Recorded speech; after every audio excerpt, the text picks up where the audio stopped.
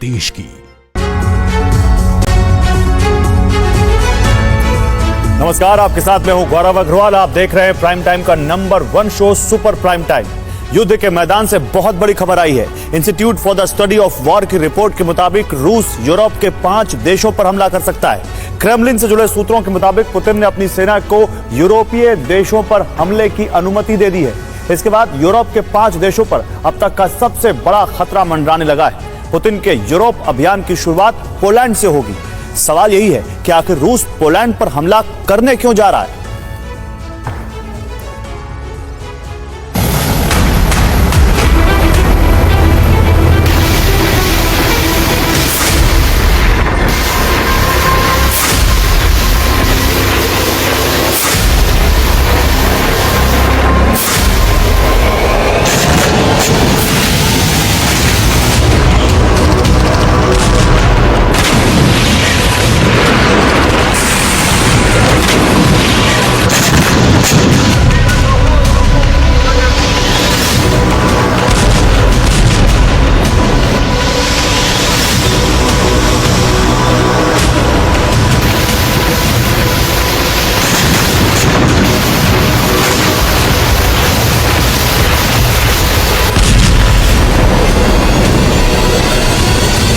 तीन दिनों में रूस यूक्रेन का युद्ध 180 डिग्री बदल गया है।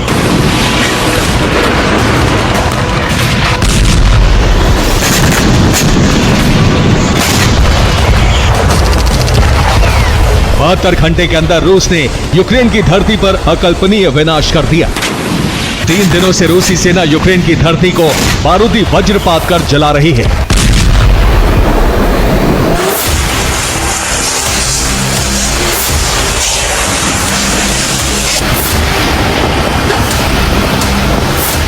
लगातार तीसरे दिन रूसी सेना ने बैलिस्टिक मिसाइलों और शाहिद ड्रोन से भयानक हमले किए। हमले के बाद यूक्रेन के 10 प्रांतों में विनाश की बहुत बड़ी आग भड़क गई। रूस ने पूर्वी यूक्रेन पर कब्जा करने का अभियान लॉन्च कर दिया है। यही वजह है कि यूक्रेन के शहर बारूदी आग में सुलग रहे हैं।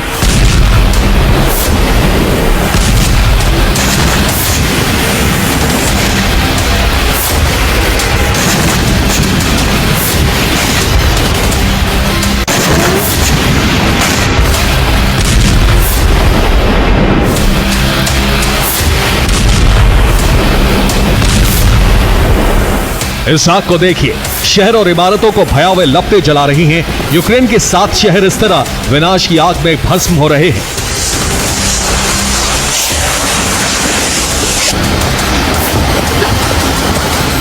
रूसी सेना ने फैब 3000 बम से हमला कर सुमी के औद्योगिक क्षेत्र को ध्वस्त कर दिया। डोनेस्क में रूस ने यूक्रेन की हथियार फैक्ट्री को तहस नहस कर दिया।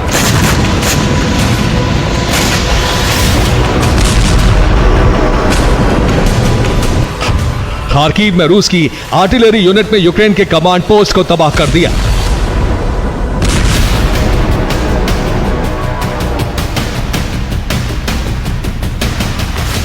ज़ेपोरिज़िया में रूस के Su-34 लड़ाकू विमानों ने यूक्रेनी सेना के 3 ठिकानों को समाप्त कर दिया।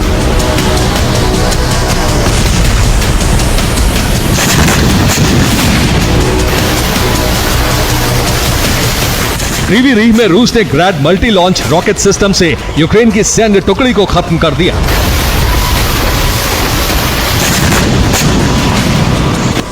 लवीव में ड्रोन हमला कर रूस ने यूक्रेन के हथियार गोदाम को जला दिया।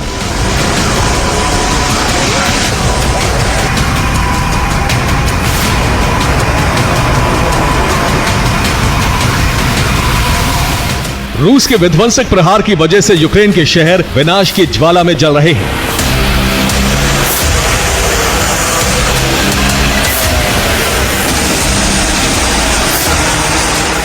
चौबीस घंटे के अंदर रूस ने यूक्रेन के 745 सैनिकों का खात्मा कर दिया। यूक्रेन के 7 हथियार गोदाम जल चुके हैं। रूस के हमले में यूक्रेन के 4 पावर स्टेशन भी तबाह हो चुके हैं।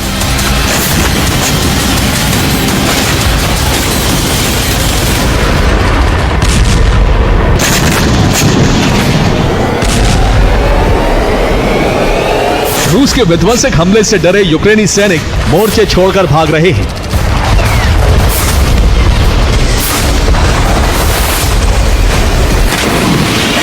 रूसी सेना इस वक्त सबसे भयानक हमले पश्चिमी यूक्रेन के प्रांत लवीव में कर रही है।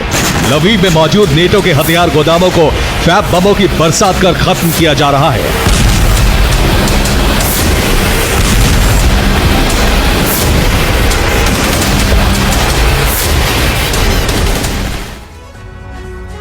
तो सवाल यही है कि आखिर रूस यूक्रेन के लवीव प्रांत में इतना विध्वंसक हमले क्यों कर रहा है। दरअसल लवीव पोलैंड सीमा से सटा हुआ यूक्रेनी प्रांत है। लवीव प्रांत में यूक्रेन के कई बड़े हथियार गोदाम हैं। नेटो के हथियार लवीव में ही आते हैं और इन्हीं गोदामों में रखे जाते हैं। लवीव के इन्हीं हथियार गोदामों से पूर्वी फ्रंट पर यूक्रेनी सेना को हथियारों की सप्लाई होती है।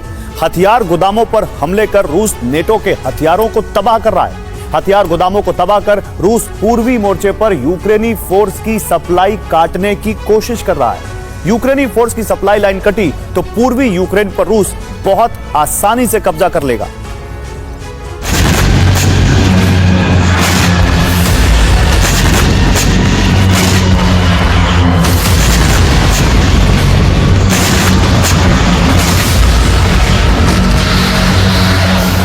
विनाश की आग में यूक्रेन का वोलेदर और पोक्रोवस्क इलाका भी बुरी तरह जल रहा है। रूस की सेना इन दोनों इलाकों में बहुत तेजी से आगे बढ़ रही है।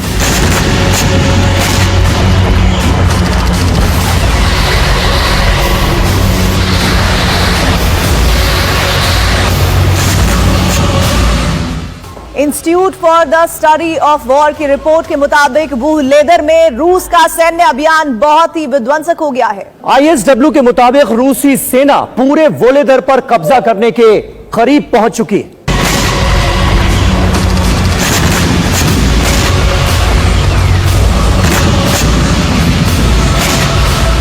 पोक्रोवस्क और वोलेदर अगर हाथ से गए तो ईस्टर्न फ्रंट लाइन से यूक्रेन का संपर्क कट जाएगा और इस तरह रूस को युद्ध में विजेता बनाने वाली बढ़त मिल जाएगी।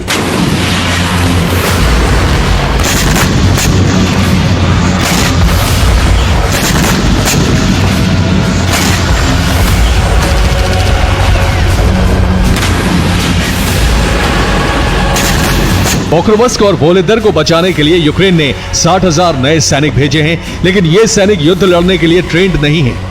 यूक्रेन के सेना अध्यक्ष अलेक्जेंडर सिर्स्की ने कहा है, कई बार युद्ध में बिना पूरी तरह से ट्रेंड सैनिकों को भेजना पड़ता है। फ्रंट लाइन पर मुश्किल हालात की वजह से यह फैसला लेना पड़ा।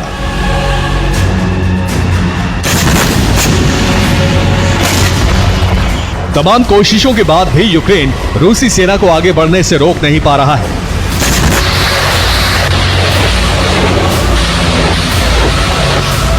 पिछले 5 दिनों के अंदर रूसी सेना डोनेट्स्क के 6 इलाकों पर कब्जा कर चुकी है।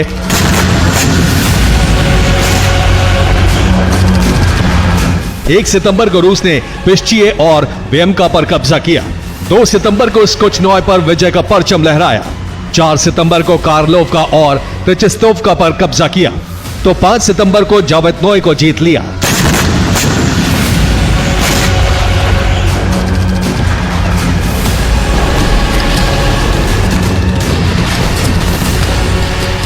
रूसी सेना पूर्वी यूक्रेन पर कब्जा करती जा रही है और पश्चिमी यूक्रेन में मौजूद नेटो के हथियार गोदामों को तबाह कर रही है।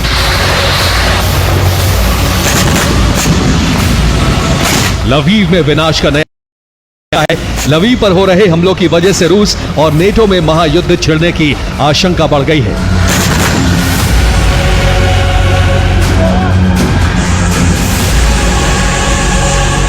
पोलैंड अपनी सीमा के नजदीक आने वाली रूसी मिसाइलों को तबाह करना चाहता है।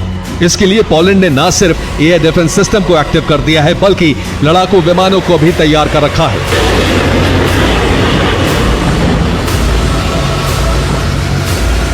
अगर पोलैंड ने रूस की मिसाइल या ड्रोन को टारगेट किया तो नेटो और रूस में सीधी जंग छिड़ जाएगी। Institute for the study of war की रिपोर्ट के मुताबिक रूस 5 नेटो देशों पर परमाणु हमला कर सकता है। शुरुआत पोलैंड से होगी, इसके बाद फिनलैंड, एस्टोनिया, लातविया और लिथुआनिया पर हमले की आशंका है।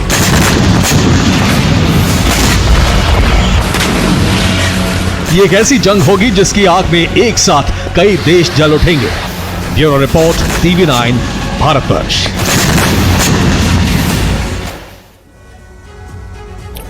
और बड़ी खबर है, यूक्रेन के कुर्स्क अभियान का 1 महीना पूरा हो गया है। 6 अगस्त को कुर्स्क में घुसी थी यूक्रेन की सेना। कुर्स्क में रूस के कई बख्तरबंद वाहन तबाह हो गए। यूक्रेनी सेना ने ड्रोन से रूसी वाहनों को नष्ट किया।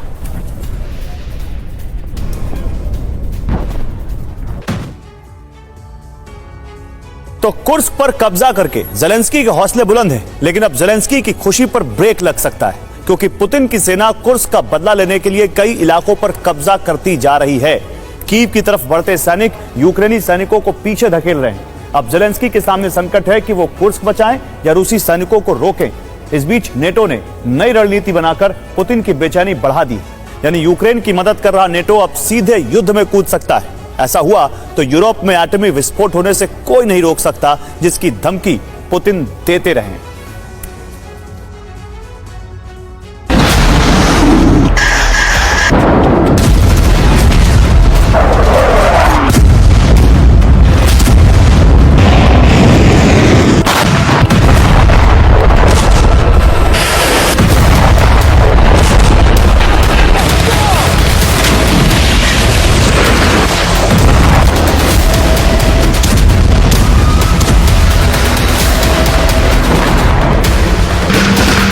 कुर्स्क में यूक्रेन आगे बढ़ रहा है, लेकिन रूस ने उसका रास्ता रोक दिया है।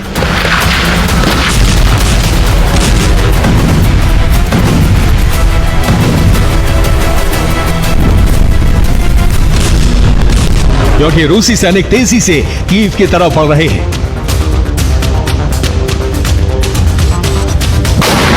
इस बीच रास्ते में जो भी आ रहा है वहां कहर बरपा रहे हैं।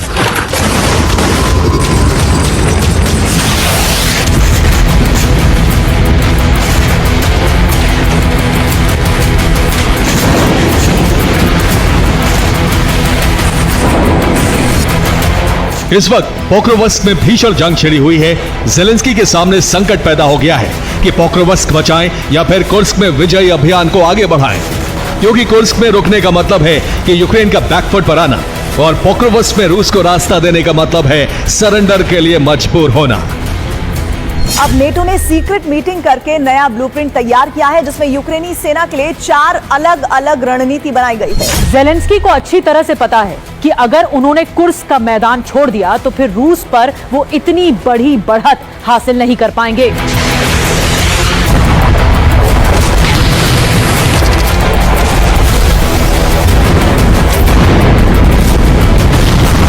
नेटो भी चाहता है कि रूस यूक्रेन से युद्ध में उलझा रहे, इससे दूसरे नेटो देश सुरक्षित रहेंगे।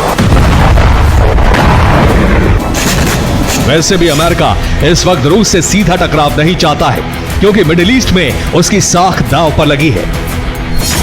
इस बीच जेलेंस्की को पोक्रोवस्क बचाने का एक ही रास्ता दिख रहा है कि वो कुर्स्क में तेजी से आगे बढ़े और ज्यादा से ज्यादा इलाके पर कब्जा जमाए। इसके लिए जो प्लान है वो इस तरह है। कुर्स्क की जमीन पर ग्राउंड ऑपरेशन बढ़ाने का निर्देश जेलेंस्की ने दिया है।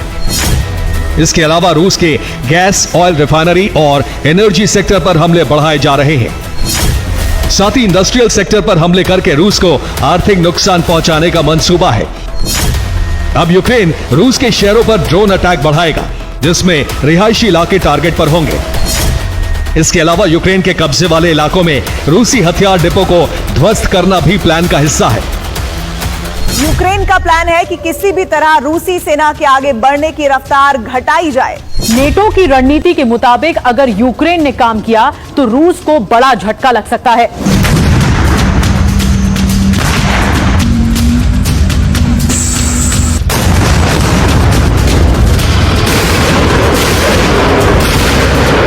क्योंकि जिस तेजी से कुर्स्क में यूक्रेनी फौज बढ़ रही है, वो दिन दूर नहीं जब बेलगोरोद में भी इसी रणनीति को अपनाकर कब्जा कर लिया जाए।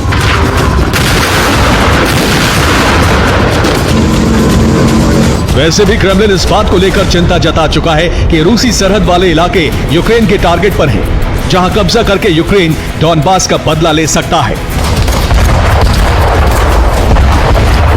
इस बीच यूक्रेन के प्रेसिडेंट वोलोदिमीर ज़ेलेंस्की ने कहा है कि रूस का मकसद कुर्स्क की रक्षा से ज्यादा यूक्रेन पर कब्जा करना है, लेकिन वो ऐसा नहीं होने देंगे। Хочемо закінчення війни. Абсолютно. І план перемоги мій. Він направлений суто на те, щоб змусити Росію закінчити війну. Змусити їх зрозуміти, що це безглуздо.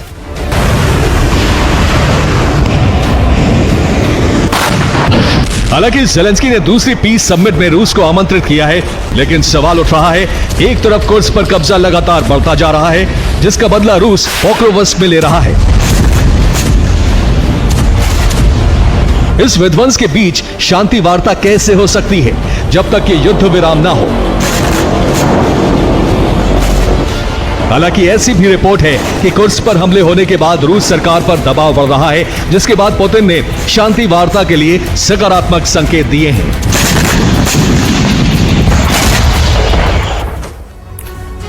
तो यूक्रेन के टारगेट पर रूसी ऑयल टर्मिनल है, जहां वो तबाही मचाकर रूस को आर्थिक नुकसान पहुंचाना चाहता है। रूस के पास कुल 64 ऑयल टर्मिनल है। बाल्टिक सी में 19 ऑयल टर्मिनल हैं, जिसमें प्रिमोर्स्क सबसे बड़ा टर्मिनल है, जबकि सेंट पीटर्सबर्ग बाल्टिक में दूसरा सबसे बड़ा टर्मिनल है। इसी तरह ब्लैक सी में 18 ऑयल टर्मिनल हैं, जिसमें नोवोरोसिस्क सबसे बड़ा टर्मिनल, जबकि शेख खारिस दूसरा सबसे बड़ा टर्मिनल है। बाल्टिक और ब्लैक सी पूरे यूरोप तक सप्लाई होता है, जबकि पैसिफिक कोस्ट एशिया और लैटिन अमेरिका तक पैसिफिक कोस्ट में 8 ऑयल टर्मिनल हैं, जिसमें व्लादिवोस्तोक सबसे बड़ा टर्मिनल है और सखालिन पैसिफिक कोस्ट में दूसरा सबसे बड़ा टर्मिनल। इसके अलावा आर्कटिक सी में 10 ऑयल टर्मिनल है, जहां गेट ऑफ आर्कटिक सबसे बड़ा ऑयल टर्मिनल, जबकि वारानदेई आर्कटिक में दूसरा सबसे बड़ा रूसी टर्मिनल है, जहां नेटो के टोही विमान जासूसी कर रहे हैं।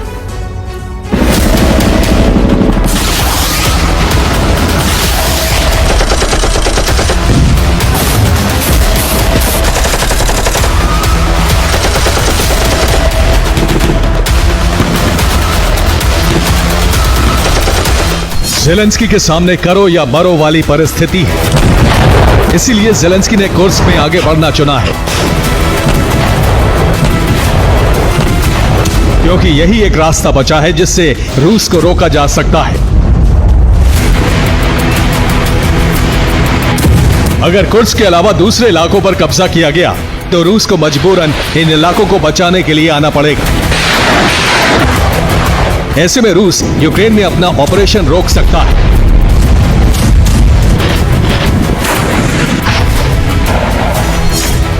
और यही सबसे सटीक वक्त होगा जब यूक्रेन डॉनबास यानी लुहांस्क, डोनेट्स्क के अलावा क्रीमिया पर जोरदार अटैक करके उन्हें वापस ले सकता है।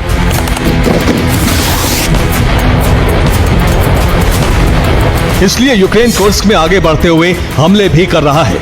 ये तुला में प्लास्टिक फैक्ट्री में हमले का वीडियो है। पूरी फैक्ट्री ड्रोन अटैक से धधक उठी।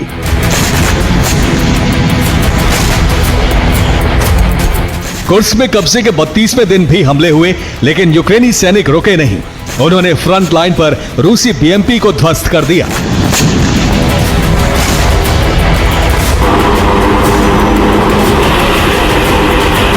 फ्रंट लाइन पर रूसी चौकियों पर ड्रोन अटैक किए जा रहे हैं। बेलगोरोद के अलावा रोस्तोव और मॉस्को तक ड्रोन स्ट्राइक की गई।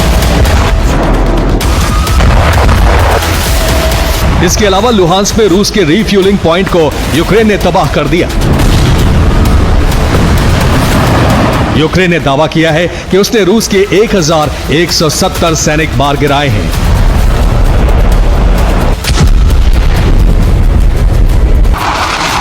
हालांकि रूस भी ताबड़तोड़ अटैक करके यूक्रेनी सैनिकों को पीछे हटने पर मजबूर कर रहा है। कुर्स्क में सुखोई से बम गिराए गए। इस बार रूस ने फैब 3000 बम का इस्तेमाल किया। जवाब में यूक्रेन ने विध्वंसक ड्रोन ड्रैगन को निकाल लिया, जो कुछ ही मिनटों में दुश्मन के ठिकानों को खाक करने का दम रखता है।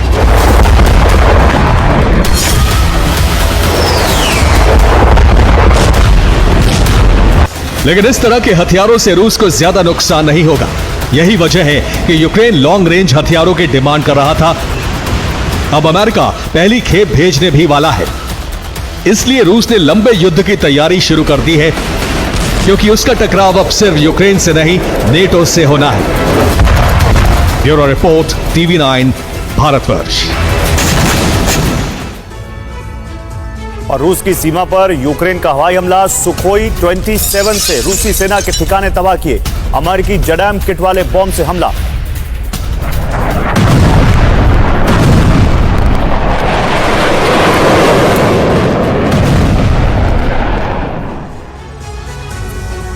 तो युद्ध की शुरुआत के बाद से पुतिन ने रूसी जमीन पर हमले का बदला परमाणु हमले से लेने की धमकी दी थी, लेकिन कुर्स्क में यूक्रेनी फौज 1 महीने से जंग लड़ रही है। रूस के बेलगोरोद और ब्रयांस्क में लगातार हमले हो रहे हैं और रूस को भारी नुकसान उठाना पड़ा है। यूक्रेन के इसी हौसले ने नेटो को नई उम्मीद दी। अब यूक्रेनी राष्ट्रपति जेलेंस्की अपने मददगारों से लॉन्ग रेंज हथियार देने की मांग कर रहे हैं। साथ ही नेटो के हथियार से रूस पर हमले न करने वाली शर्त हटाने की गुजारिश कर रहे हैं। अमेरिका से जर्मनी तक यूक्रेनी लीडर्स अपनी मांग लेकर पहुंचे हैं।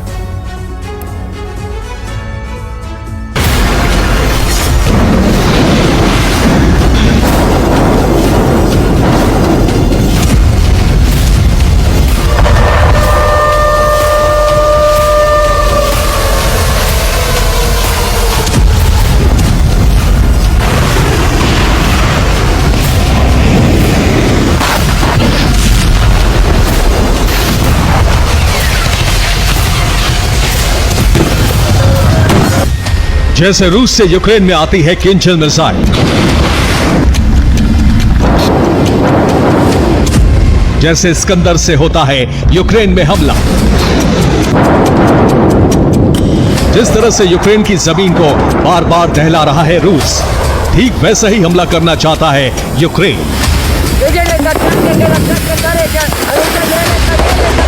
यूक्रेन उसी तरह से रूस में धमाके करना चाहता है, तबाही लाना चाहता है। लेकिन यूक्रेन के सामने मुसीबत है नेटो की शर्तें।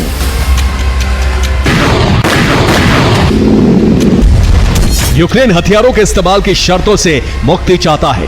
नेटो के हथियार से रूस में हमला करना चाहता है। नेटो से लॉन्ग रेंज के हथियारों की मांग कर रहा है।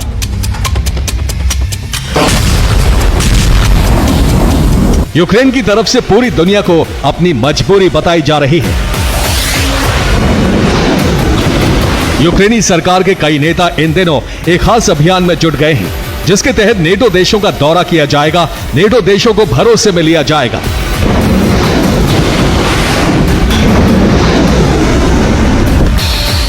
यूएस ब्रिटेन से यूक्रेन को शर्तों में काफी छूट मिल चुकी है। नेटो के दूसरे देशों को यूक्रेन भरोसे में लेना चाहता है। जर्मनी, फ्रांस जैसे देशों से लंबी दूरी के हथियार मांगे गए हैं।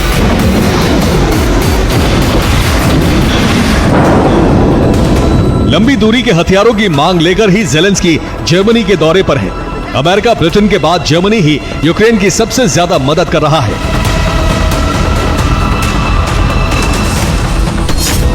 जर्मनी यूक्रेन को 17 IRIS-T एयर डिफेंस सिस्टम देने वाला है। जेलेंस्की जर्मनी से और हथियार की मांग कर सकते हैं। जेलेंस्की जर्मनी से लॉन्ग रेंज मिसाइलों की मांग कर सकते हैं।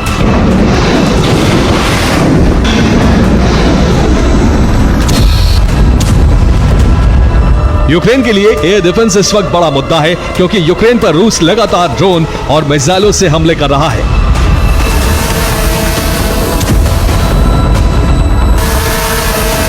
लेकिन यूक्रेन सिर्फ बचाव करना नहीं चाहता। कुर्स्क में कामयाबी के बाद यूक्रेन के हौसले बुलंद हैं। यूक्रेन अब रूस के शहरों को टारगेट कर रहा है। फिलहाल यूक्रेन के पास सिर्फ ड्रोन की ताकत है। ऐसे में यूक्रेन अपने मददगारों से लंबी दूरी के हथियार मांग रहा है।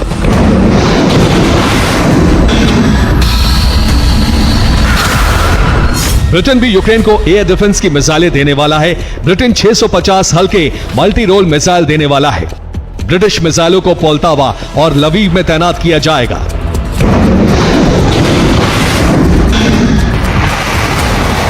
अमेरिकी और ब्रिटिश मिसाइलों से यूक्रेन क्रीमिया में कई बार हमले कर चुका है, लेकिन नेटो क्रीमिया को रूस का हिस्सा नहीं मानता।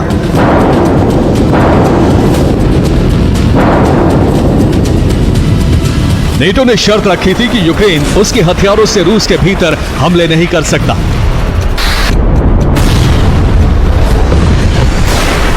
नेटो का तर्क है कि यूक्रेन को हथियार उसकी रक्षा के लिए दिए गए हैं। लेकिन अब यूक्रेन ऐसे तमाम शर्तों का अंत चाहता है और यूक्रेन में मौजूद हथियारों का इस्तेमाल रूस की जमीन को जलाने के लिए करना चाहता है।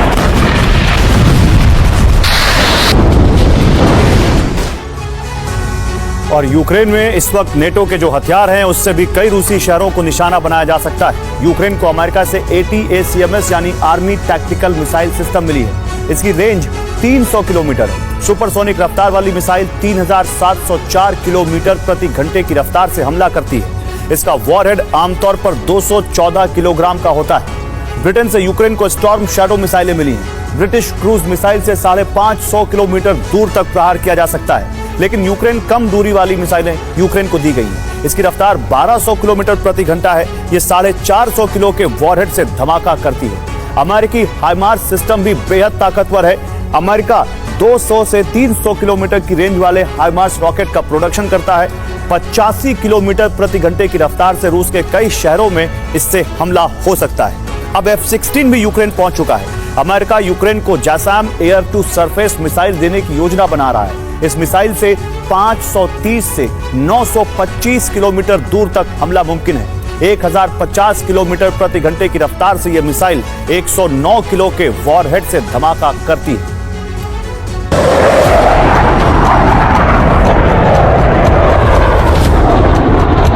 यूक्रेन में नए हथियारों की खेप पहुंचने में काफी वक्त लग सकता है, इसलिए फिलहाल यूक्रेन नेटो की शर्तों से छूट चाहता है ताकि कम से कम बॉर्डर के करीब मौजूद 250 से 300 किलोमीटर के इलाके में हमला किया जा सके।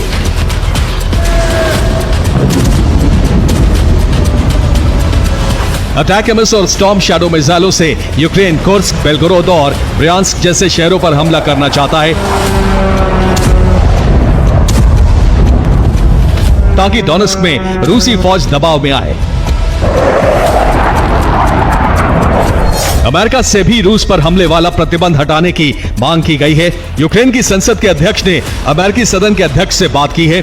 अमेरिका के राजी होते ही तमाम देशों से छूट मिलने की उम्मीद है।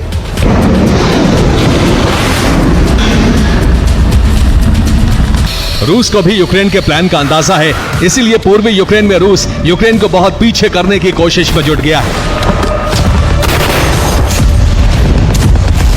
खार्किव और सूमी से भी यूक्रेनी फौज को खदेड़ने की कोशिश शुरू हो गई है। रूस की कोशिश अपनी सीमा के करीब एक बफर जोन बनाने की है ताकि अटैक एमएस और स्टॉर्म शैडो जैसी मिसाइलों से रूस में तबाही ना मचे।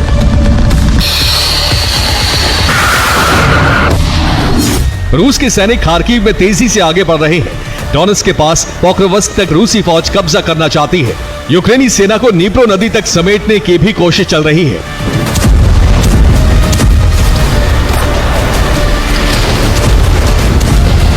यूक्रेन को भले ही नेटो के हथियारों से रूसी शहरों पर हमले की इजाजत नहीं है, लेकिन यूक्रेनी सेना क्रीमिया पर हमले के लिए आजाद है।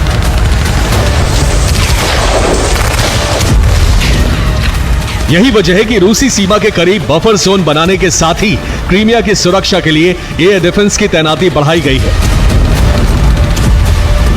फिलहाल रूस के लिए सबसे ज्यादा फिक्र की बात F-16 का यूक्रेन पहुंचना है। एक F-16 गंवाने के बाद यूक्रेन के पास फिलहाल 5 अमेरिकी फाइटर जेट हैं।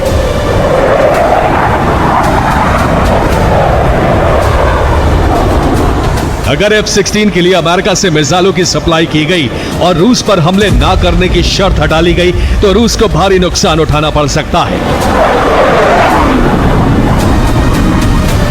F-16 से ऐसी कई मिसाइलें फायर हो सकती हैं जो रूस के 500 किलोमीटर इलाके में तबाही ला सकती है। Bureau report, TV9 Bharatvarsh.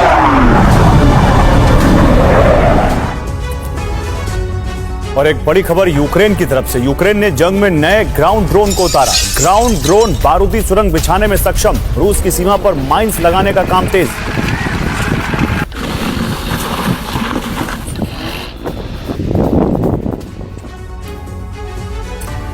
तो इजरायल के गाजा प्लान की भनक लगते ही ईरान ने तेल अवीव को अंतिम चेतावनी जारी कर दी है। दरअसल 4 सितंबर को इजरायल के नए नक्शे में वेस्ट बैंक और जेनिन को इजरायल का हिस्सा दिखाया गया और इसके बाद ईरान ने कहा है कि इजरायल पर हमले निश्चित हैं। ईरान का बयान जारी होते ही तेहरान के समर्थन से चलने वाले हिजबुल्लाह ने इजरायल पर हमले शुरू कर दिए।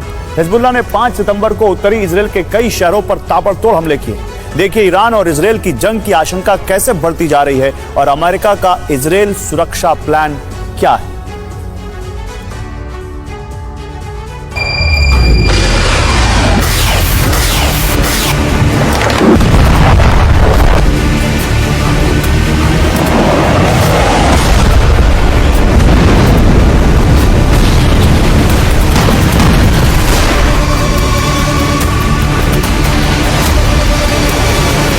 अमेरिका जिस अरब वॉर की आशंका अक्टूबर 2023 से जता रहा है, उसके छिड़ने की आशंका बढ़ती जा रही है।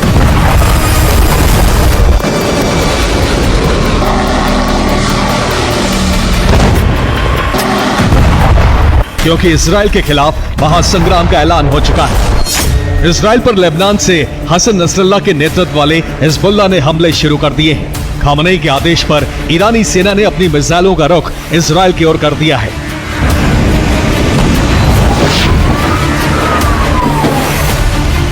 तेहरान में हानिया की हत्या के बाद से ईरान इजराइल पर हमले करने की तैयारी में है और अब इजराइल ने उसे एक नक्शा जारी करके भड़का दिया है।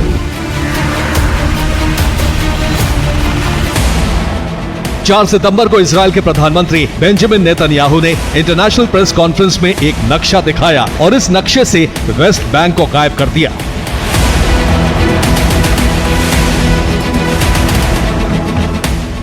नया नक्शा जारी होने के बाद ईरान के लंदन दूतावास से इस पर आपत्ति जारी की गई। 5 सितंबर को ईरान के लंदन दूतावास ने लिखा, दुनिया इजराइल फिलिस्तीन विवाद का समाधान 2 स्टेट थ्योरी को मानती है, लेकिन सवाल यह है कि नया फिलिस्तीन कहां बनेगा। इजराइल ने नक्शे से वेस्ट बैंक को ही मिटा दिया।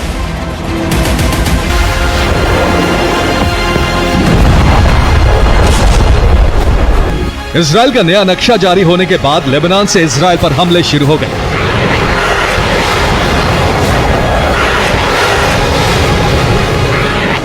पांच और 6 सितंबर को हिजबुल्लाह ने इजराइल पर ताबड़तोड़ रॉकेट हमले किए और उन्हीं रॉकेट हमलों की ये तस्वीरें।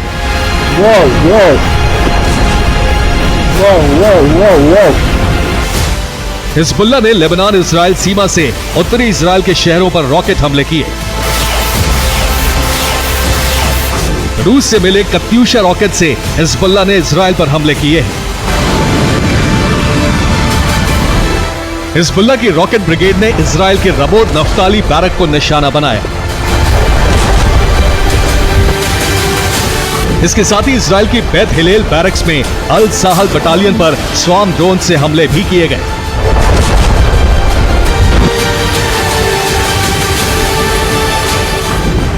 इजराइल की यारा बैरक्स में वेस्टर्न ब्रिगेड 300 के हेडक्वार्टर पर भी रॉकेट बरसाए गए।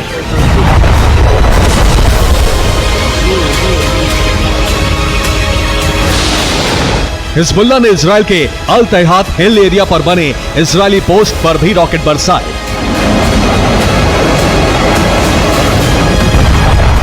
इजराइल का अल मिलिकिया मिलिट्री बेस भी हिजबुल्लाह के हमलों का निशाना बना। हिजबुल्लाह ने इजराइल के कुल 5 मिलिट्री बेस पर रॉकेट और ड्रोन हमले किए। इसके अलावा उत्तरी इजराइल के कई शहरों पर भी हिजबुल्लाह के रॉकेट हमले हुए हैं।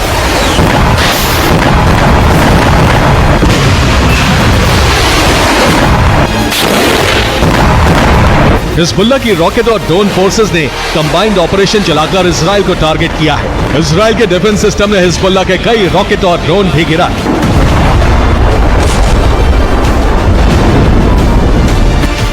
हिजबुल्लाह का दावा है कि इजराइल को इन हमलों में बड़ा नुकसान हुआ है, लेकिन इजराइल ने अभी तक नुकसान के बारे में जानकारी सार्वजनिक नहीं की है।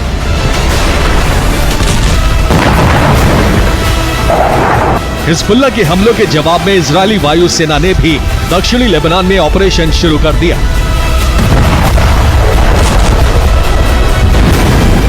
ये दक्षिणी लेबनान पर आईडीएफ के हमलों की तस्वीरें हैं। हिजबुल्लाह के एक बेस पर इजरायली सेना ने लगातार 3 हमले किए।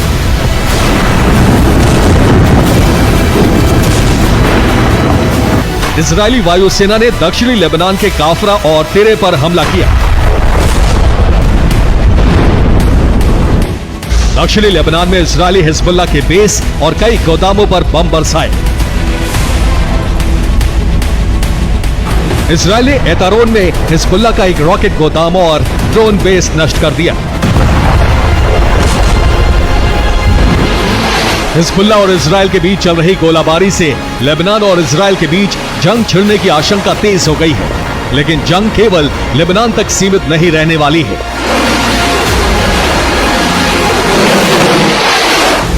इजरायल के हमलों के बाद ईरानी सेना के deputy commander brigadier general Ali Abdullahi ने कहा है कि इजरायल पर हमले तय हो चुके हैं। अब्दुल्लाही ने कहा कि ईरान के मेहमान हानिया की हत्या का कड़ा जवाब दिया जाएगा। ईरान सही वक्त का इंतजार कर रहा है। इजराइल ये ख्वाब ना देखे कि ईरान खामोश हो गया है। अमेरिकी खुफिया एजेंसी की रिपोर्ट है कि लेबनान पर हमले होने के बाद से इजराइल ने अपनी मिसाइलों को स्पेशल अलर्ट पर रखा है।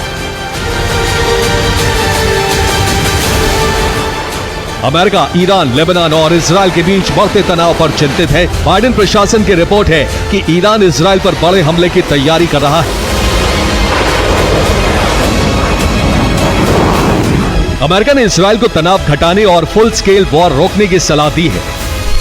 वॉशिंगटन से संदेश दिया गया है कि किसी भी स्थिति में इजराइल को तनाव घटाने की कोशिश करनी चाहिए, क्योंकि सुरक्षा के लिए अमेरिकी युद्धपोत हमेशा इजराइल के करीब नहीं रहेंगे। अमेरिका ने अक्टूबर 2023 के बाद से अरब में अपनी नौसेना की तैनाती बढ़ा दी है। इस वक्त भी अमेरिकी युद्धपोत इजराइल के आसपास तैनात हैं।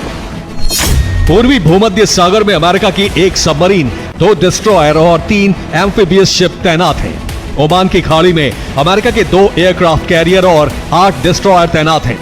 लाल सागर में हूती के हमले रोकने के लिए अमेरिका के 3 युद्धपोत तैनात हैं। अमेरिका अरब में बड़ी जंग नहीं चाहता है। उसका फोकस फिलहाल रूस का यूरोप मिशन रोकना है। इसीलिए अमेरिका चाहता है कि इजराइल ईरान के साथ जंग ना छेड़े।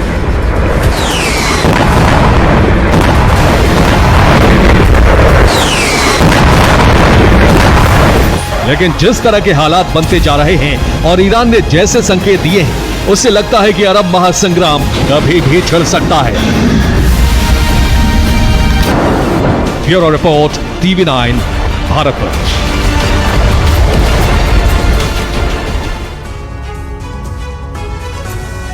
और खार्किव में यूक्रेनी सेना का पलटवार। यूक्रेन के स्पेशल कमांडो खार्किव पहुंचे। रूसी सैनिकों पर यूक्रेन का जबरदस्त हमला।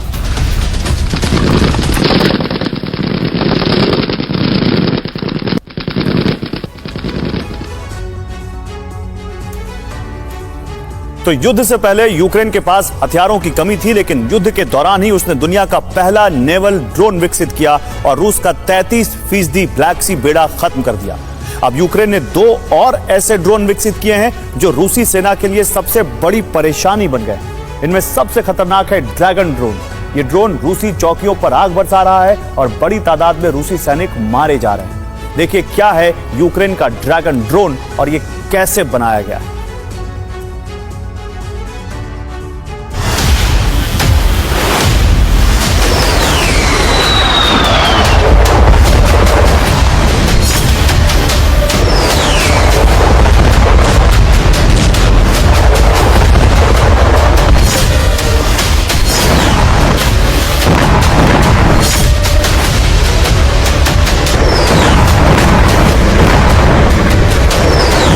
यूक्रेन पर रूस के हमले शुरू हुए और उसके बाद दुनिया ने ड्रोन वॉर की अहमियत जानी।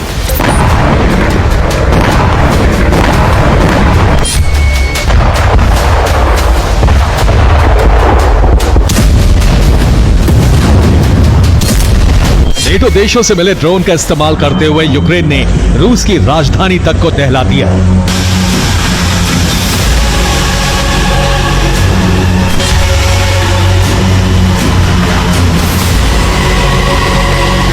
ये यूक्रेनी ड्रोन की पावर ही है जिससे रूस की ऑयल रिफाइनरी और ऑयल डिपो तक तबाह हो रहे हैं।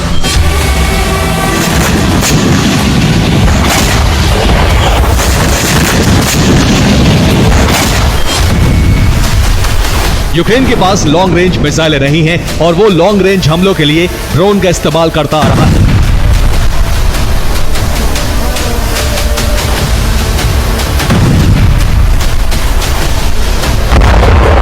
यूक्रेन ने ईस्टर्न फ्रंट लाइन पर भी बमबारी करने के लिए ड्रोन 2022 के बाद ही विकसित किए और रूसी सैनिकों पर आसमान से बम बरसाने लगा।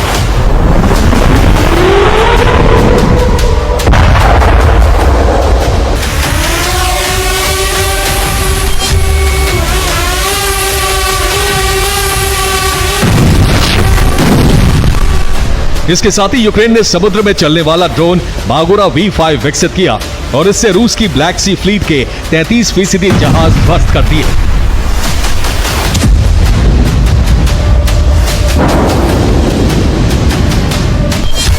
लेकिन अब यूक्रेन ने एक ऐसा ड्रोन विकसित किया है जो रूसी फौजियों के लिए काल बन गया है।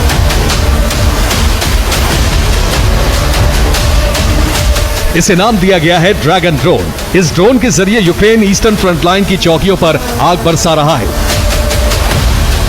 इस ड्रोन से बरसने वाली आग बहुत खतरनाक है। ड्रोन में पिघला हुआ थर्माइट भरा गया है।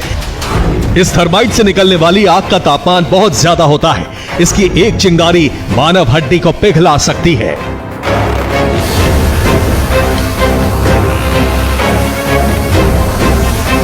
यूक्रेन ने अब इस ड्रोन का इस्तेमाल बड़े पैमाने पर करना शुरू कर दिया है। इस ड्रोन का इस्तेमाल करके रूसी चौकियों को जलाया जा रहा है। इसके अलावा रूसी सेना का एडवांस रोकने के लिए यूक्रेन इस ड्रोन से जंगलों में आग लगा रहा है।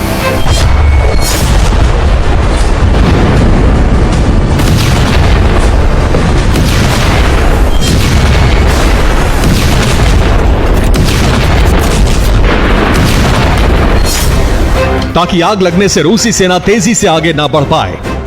खुफिया रिपोर्ट से पता लगा है कि यूक्रेन ने भारी मात्रा में ट्रेथानोलामाइन खरीदा है और इसे आग बरसाने के लिए ड्रोन में भरकर इस्तेमाल किया जा रहा है। थर्माइट प्रतिबंधित केमिकल हमले की श्रेणी में आता है। रूस ने यूक्रेन के इस ड्रोन पर आपत्ति जताई है। रूस ने OPCW यानी रासायनिक हथियार निरोधक संगठन में इस मामले को उठाने की बात कही है। ड्रैगन ड्रोन के अलावा यूक्रेन ने एक और ड्रोन विकसित किया है। यह साधारण 4 पंखों वाला FPV ड्रोन है।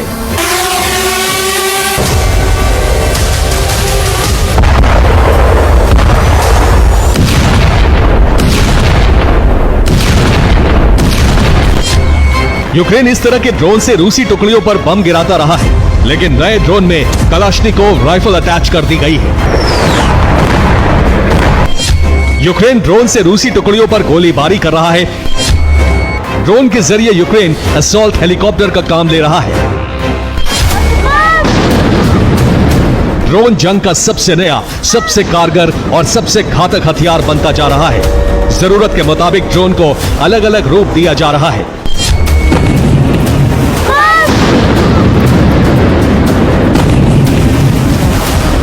यूक्रेन अत्याधुनिक और बड़े हथियारों की कमी को ड्रोन में मॉडिफाई करके पूरा कर रहा है।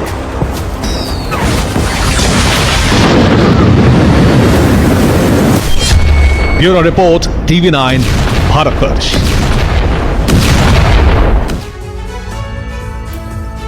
और गाजा जैसा विध्वंसक ऑपरेशन वेस्ट बैंक में भी चल रहा है। जनीन के अलावा रामल्ला में भी IDF ने ताबड़तोड़ हमले किए, जिसमें 6 हमास लड़ाकों को मार गिराया।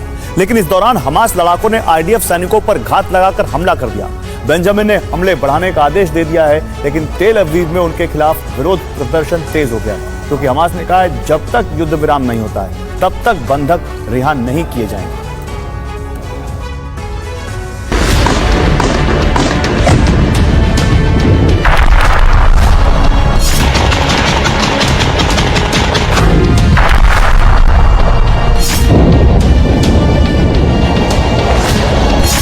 तबाही का दरवाजा वेस्ट बैंक में खुल चुका है और अब वहां से भी गाजा की तरह खौफनाक तस्वीरें सामने आ रही हैं।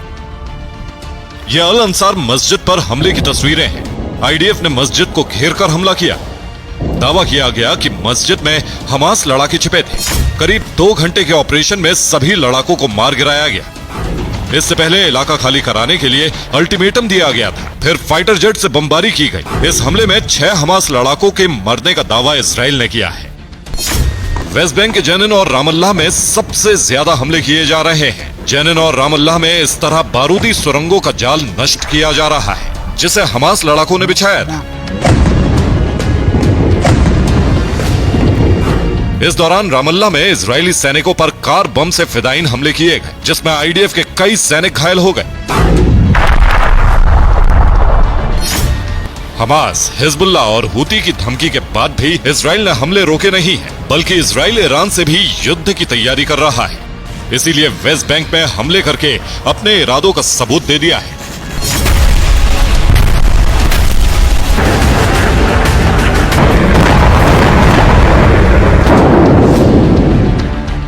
उधर राफा बॉर्डर पार करके फिलिस्तीनी मिस्र में ना घुस जाएं, इसलिए मिस्र ने सुरक्षा बढ़ा ली। मिस्र आर्मी चीफ अहमद खलीफा ने राफा क्रॉसिंग का दौरा किया।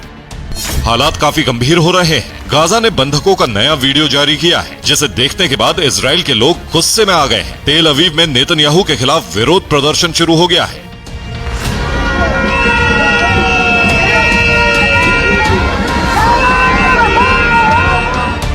इस दौरान पुलिस से लोगों की भिड़ंत भी हुई।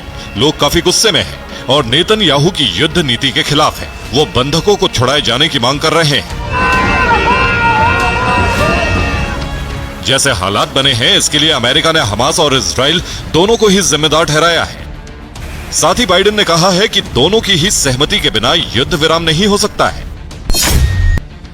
जबकि सिनवार ने बयान जारी करके कहा है कि आईडीएफ जब तक गाजा और वेस्ट बैंक खाली नहीं करती, तब तक युद्ध विराम नामुमकिन है। यानी हमास चीफ ने साफ कर दिया है कि बंधकों की रिहाई फिलहाल नहीं हो सकती है, जब तक इजराइल अपने सैनिकों को वापस बुलाकर युद्ध विराम नहीं करता है। Bureau report, TV9 Bharatvarsh. Kim Jong ने एक बार फिर अमेरिका और दक्षिण कोरिया को धमकी दी है। किम के गुस्से की वजह है अमेरिका और दक्षिण कोरिया का युद्धाभ्यास। यह युद्धाभ्यास 11 दिनों बाद 29 अगस्त को खत्म हुआ है। किम ने इसे युद्ध के लिए उकसाने वाला कदम बताया है। अमेरिका ने भी किम की धमकी का जवाब दिया और एक साझा बयान में कहा गया है कि अगर किम ने परमाणु हमले की गलती की तो नॉर्थ कोरिया का अस्तित्व खत्म हो जाएगा।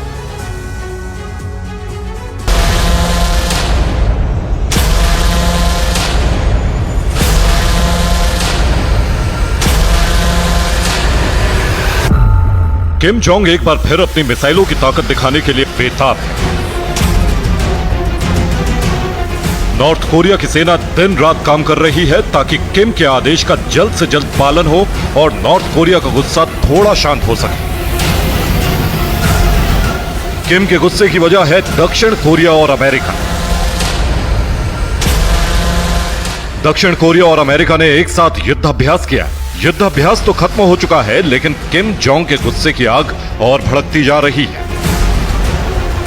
किम जोंग ने युद्धाभ्यास के बहाने दोनों देशों के शक्ति प्रदर्शन को उकसाने वाला बताया है और पड़ोसी दक्षिण कोरिया को इसका अंजाम भुगतने की धमकी दी। किम ने युद्धाभ्यास को युद्ध भड़काने वाला कदम बताया है। युद्धाभ्यास का मकसद नॉर्थ कोरिया को डराना बताया है। युद्धाभ्यास का जल्द नॉर्थ कोरिया करारा जवाब देगा। किम जोंग को दक्षिण कोरिया की बढ़ती ताकत और नॉर्थ कोरिया के करीब अमेरिकी सैनिकों का आना कभी बर्दाश्त नहीं होता है। यही वजह है कि किम एक बार फिर आग बबूला है। दक्षिण कोरिया और अमेरिका का युद्धाभ्यास 29 अगस्त को खत्म हुआ। युद्धाभ्यास में दक्षिण कोरिया के 19,000 सैनिक शामिल हुए। 11 दिनों में 40 तरह के युद्ध का अभ्यास किया गया। युद्धाभ्यास के दौरान कंप्यूटर सिमुलेटेड वॉर गेम और लाइव फायर अभ्यास भी हुआ। यही वजह है कि किम जोंग को लग रहा है कि दक्षिण कोरिया ने युद्ध की तैयारी की है। हालांकि किम जोंग को अमेरिका और दक्षिण कोरिया से उसी अंदाज में जवाब मिला है। बुधवार को अमेरिका दक्षिण कोरिया ने एक साझा बयान जारी किया। बयान में नॉर्थ कोरिया को परमाणु हथियार पर चेतावनी दी गई है। कहा गया है परमाणु हमला नॉर्थ कोरिया का अस्तित्व मिटा देगा।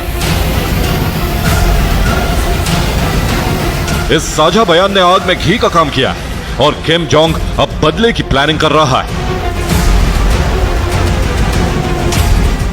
अतीत में जब जब दक्षिण कोरिया ने नॉर्थ कोरिया को ललकारा है, तब तक किम जोंग ने एक बहुत बड़े धमाके से पड़ोसी देश को चेतावनी दी।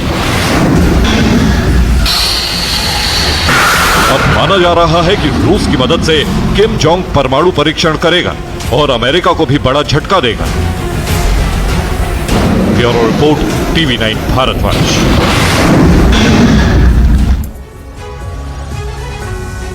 चीन के एक बड़े भूभाग में आपातकाल लग गया है। बाढ़ और तूफान की वजह से लाखों लोगों की जिंदगी पर खतरा मंडरा रहा है। उफान मार रही है वहां की नदियां और बाढ़ का ऐसा विस्फोट हुआ है कि लोग बह रहे हैं।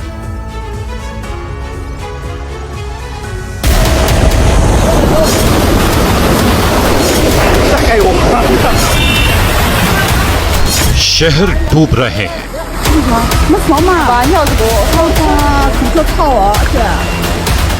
लोग बह रहे हैं।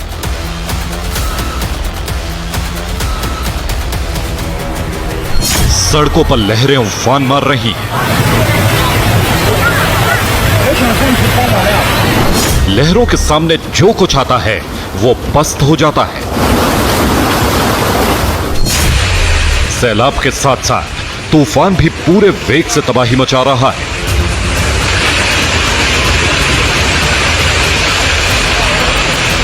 हवाओं के प्रहारों से दुकान और मकान बर्बाद होते जा रहे हैं।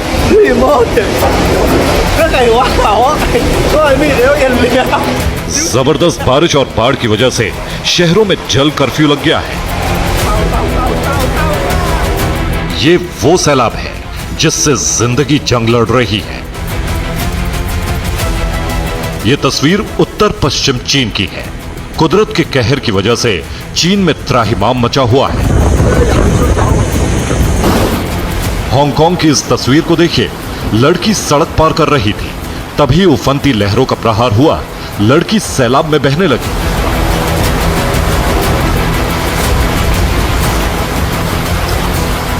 शहर, सड़क, घर और दफ्तर, हर जगह पानी है। लाखों लोगों को जान बचाने के लिए सुरक्षित जगहों पर जाना पड़ा है।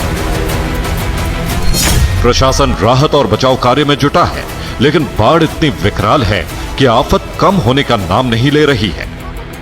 बाढ़ की वजह से कई शहरों में आपातकाल लग गया है। स्कूल, कॉलेज और दफ्तर बंद हैं। लोगों को घर से बाहर ना निकलने की हिदायत दी गई है। Bureau report, TV9 Bharatvarsh.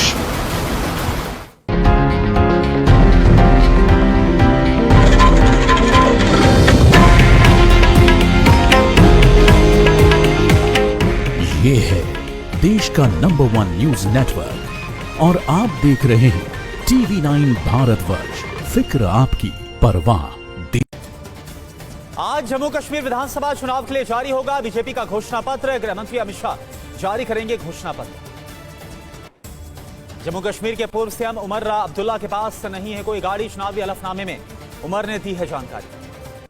Jammu Kashmir Congress अध्यक्ष सबसे अमीर उम्मीदवार तारिक हमीद कर्रा के पास 3,40,000 की चल और 148 करोड़ की अचल संपत्ति। जम्मू कश्मीर चुनाव के दूसरे चरण के लिए 310 उम्मीदवारों ने दाखिल किया नामांकन। आज होगी नॉमिनेशन पत्रों की जांच। बीजेपी प्रत्याशी चौधरी अब्दुल्ला गनी ने दाखिल किया नामांकन। पुंछ की हावेली सीट से प्रत्याशी। खन्ना मंडी से कांग्रेस प्रत्याशी शबीर अहमद खान ने नामांकन को दाखिल किया। बोले, जनता की सेवा करना लक्ष्य। जम्मू कश्मीर के लिए कांग्रेस के 40 स्टार प्रचारकों की लिस्ट जारी। खड़गे, सोनिया, राहुल, प्रियंका गांधी का नाम इसमें शामिल है। हरियाणा चुनाव को लेकर आज कांग्रेस केंद्रीय चुनाव कमेटी की बैठक। शेष 24 सीटों के लिए उम्मीदवारों के नामों पर चर्चा होगी।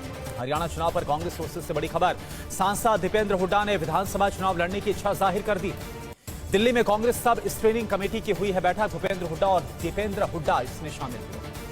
आम आदमी पार्टी के साथ गठबंधन पर बोले कांग्रेस नेता टीएस सिंहदेव, देश और प्रदेश के मुद्दे अलग अलग संबंध नहीं बिगड़ेंगे। आपके साथ गठबंधन पर बोले कांग्रेस नेता अजय सिंह यादव, खड़गे, सोनिया और राहुल तय करेंगे। हरियाणा में कांग्रेस को गठबंधन की जरूरत नहीं है। बहराइच में कोतवाली देहात इलाके में भेड़िए ने बच्चे पर एक बार फिर से हमला किया। घाघरा के टापू में ड्रोन की मदद से 5वां भेड़िया भी ट्रैक किया गया। बहराइच में भेड़ियों के हमले के खौफ में कोलेला के ग्रामीण लाठी लेकर रात भर निगरानी कर रहे। लखीमपुर खीरी के मोहम्मदी रेंज में बाघ की लोकेशन मिली है। बाघ को ट्रैंकुलाइज करने के लिए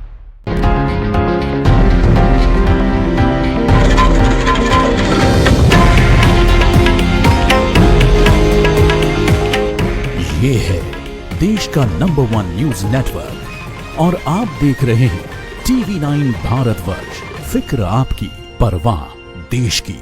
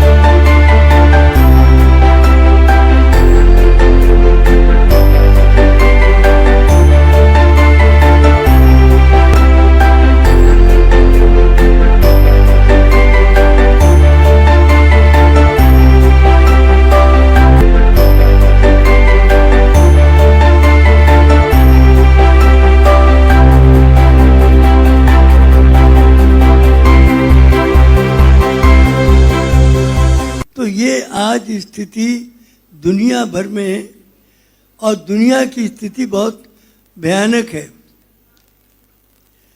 क्यों है? क्योंकि हमने मैटेरियल एजुकेशन दी, ह्यूमन और डिवाइन एजुकेशन बच्चों को नहीं दी, तो हमारे जो बच्चे हैं वो भौतिक तो बन गए, लेकिन मनुष्य की 3 वास्तविकताएं, man is a material being, man is a human being, man is a divine being. मनुष्य एक भौतिक प्राणी है, मनुष्य एक सामाजिक प्राणी है, मनुष्य एक आध्यात्मिक प्राणी है। तो तीनों रियलिटीज का बाल्यावस्था से संतुलित विकास होना चाहिए। अक्सर माँ बाप और स्कूल वाले ये समझते हैं कि अंग्रेजी पढ़ा दिया और physics, chemistry, zoology, botany, language, literature पढ़ा दिया तो पढ़ाई हो गई। ये एक पढ़ाई का एक अंश है। ये आवश्यक है क्योंकि मनुष्य एक भौतिक प्राणी है, उसे भौतिक ज्ञान जरूरी है ताकि बड़े होकर वो आजीविका कमा सके, किसी कैरियर में जा सके, किसी प्रोफेशन में जा सके, कोई व्यापार कर सके, कोई नौकरी कर सके। तो इसके लिए ये जरूरी है भौतिक शिक्षा, अंग्रेजी, भूगोल, गणित, विज्ञान, physics, chemistry, zoology, botany, language, literature, humanities, social sciences सब जरूरी हैं। लेकिन एक बालक परिवार का सदस्य है। परिवार एक लघु समाज है, मिनिएचर फॉर्म ऑफ सोसाइटी है। उसमें दादा दादी हैं, माता पिता हैं, बड़े भाई बहन हैं, छोटे भाई बहन हैं। तो बच्चे को बचपन से ही परिवार में मिलजुल के रहना, बड़ों की आज्ञा का पालन करना, उनको सम्मानित करना, उनके चरण स्पर्श करके उनका आशीर्वाद लेना, ये सब चीजें बच्चों को प्रारंभ से ही सिखानी चाहिए ताकि बड़े होकर जब ये व्यापक समाज के, विश्व समाज के सदस्य बने तो समाज के लिए उपयोगी नागरिक हों। एक समाज के उत्तरदायी नागरिक हों, एक contributing member of the society हों, समाज को आगे बढ़ाने में योगदान करने वाले हों। तो ये ह्यूमन एजुकेशन है। और तीसरी चीज है कि हमारा एक तो शरीर है, एक हमारी आत्मा है। आत्मा परमात्मा से आती है। परमात्मा आत्म तत्व है। परमात्मा कभी जन्म नहीं लेता, कभी मरता नहीं है। वो अपने अवतार भेजता है। राम, कृष्ण, बुद्ध, मोहम्मद, नानक, बाब, बाहुल्ला, जोरास्टर, मोसेस, अब्राहम।